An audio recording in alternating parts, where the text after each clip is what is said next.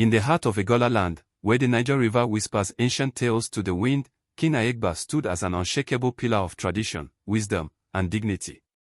He was the custodian of his people's history, the protector of their culture, and the voice of their ancestors.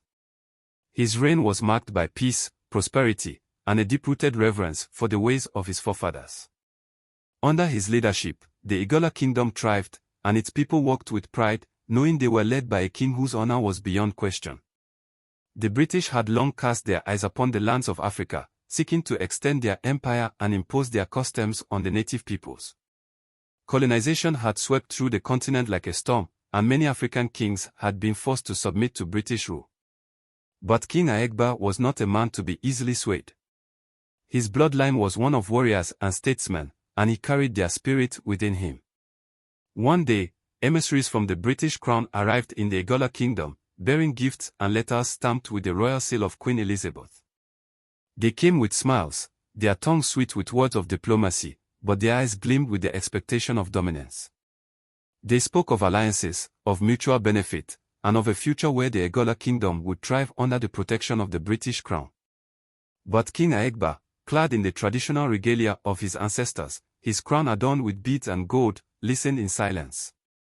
His piercing gaze studied the men before him, reading the intentions beneath their polished words. When they finished speaking, he remained seated upon his throne, his expression unmoved. "Tell your queen that I bow to no one but my ancestors and the gods of my people," he declared, his voice steady and unwavering.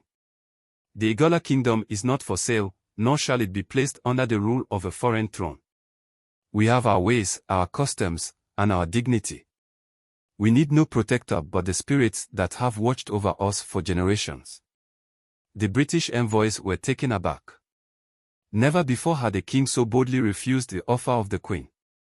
They expected negotiations, they expected bargaining, but not outright rejection.